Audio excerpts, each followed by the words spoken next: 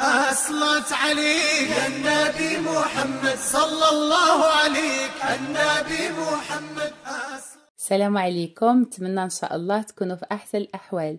نشارك معكم بسبوسه بالفول السوداني او الكاوكاو، كتجي رائعه ولذيذه.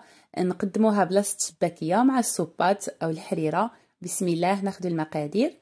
عندي هنا 5 ديال البيضات كبار، كأس ديال الزيت، كأس سكر، قرصه الملحه، 2 كيسان ونصف مملوئين جيدا من السميده، الفاني، معلقه صغيره خميره الحلويات او بيكن باودر او 8 غرام. بسم الله. بالنسبه للفول السوداني راني وضعته في الفران. عندي 2 كيسان ديال الشاي نتاع الفول السوداني او الكاوكاو، وضعته في الفران وخليته حتى يتحمر ياخذ لون ذهبي. غادي نطحنو ونضيفو هنايا على السميده. وضعنا في اناء السميده، غادي نوضعو النواشف.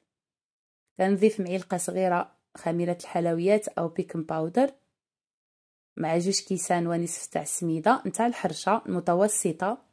ضفت كأس سكر، قرصه الملحه. غادي نخلط النواشف ونضيف عليهم الفول السوداني. ها هو الكاوكاو او الفول السوداني. قلت لكم 2 كيسان ديال الشاي ديال العنبه، وضعتهم في الصينيه ديال الفران حتى خدا لون ذهبي، خليته برد وطحنته. كنضيفو على السميده. هادو هما الكيسان اللي خديت بهم القياس. غادي نخلط جيدا. هاد البسبوسه كتجيب النكهه ديال الفول السوداني، كتجي رائعه ولذيذه. كنخلطو جيدا. راني خلطت الخليط جيدا باليدين. هنايا بالاحسن تستعملوا اليدين باش الفول السوداني كيندمج مع السميده. وضعت هنا الفاني. كنزيد كأس ديال الزيت، كيسان ديال الشاي. بالنسبه للبيض عندي هنا 5 د البيضات. الا استعملتو صغار كتستعملوا حتى ل6، خصهم يكونوا كبار. انا استعملت 5 د البيضات كبار.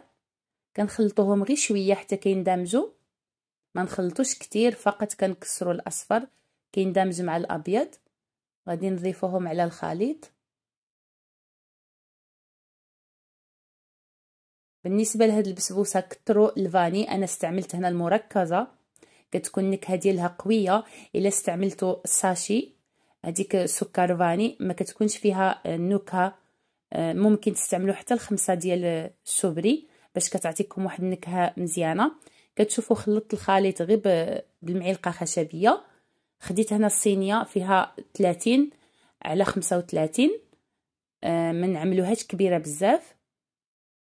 كنوضع الخليط، ما نخليوهش يتشرب نهائيا، غير كنخلطوه. كنوضعوه في الصينيه. القطر ديالها 30 على 35. غادي نطلق الخليط بالمعلقه خشبيه. كنسرح كامل على الصينيه. كتشوفوا الخليط معلك. راني سرحت البسبوسه. الفران راني شعلت له ملي بديت كنصايبها على 180 شاعل من الفوق لتحت. غادي ندخلها لوسط الفران طيب على حساب 25 دقيقه فقط. ما تكثروا لهاش الطياب، دغيا كتاخذ لون ذهبي. على حساب الفرن ديالكم كتنقصوا لها الحراره. الا كان من جهد كديروها غير على 120 درجه.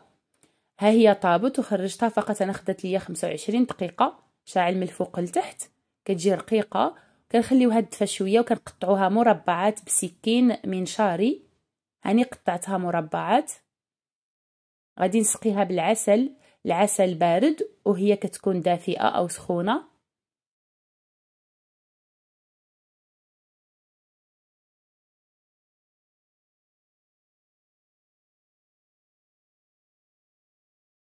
ها هو الشكل النهائي. كتجي ما شاء الله، كتجي لذيذه. وضعتها هنايا في الكويختات وزينتها شويه بالبيستاش. ممكن تزينوها بالفول السوداني. بعض المرات كنوضع فوقها حبات نتاع الفول السوداني حتى هو كيجي رائع. كنقسم لكم. كتجي معلكه وكتجي هشيشه. كتقدموها مع السوبات دابا البرد او مع الحريره. الاطفال كيحبوها، الصغار والكبار. نتمنى ان شاء الله تجربوها وما تنساوناش بالبارطاج. كنشكركم على المشاهده. الى اللقاء. أصلت عليك النبي محمد صلى الله عليك النبي محمد. أصلت عليك النبي محمد صلى الله عليك النبي محمد. أصلت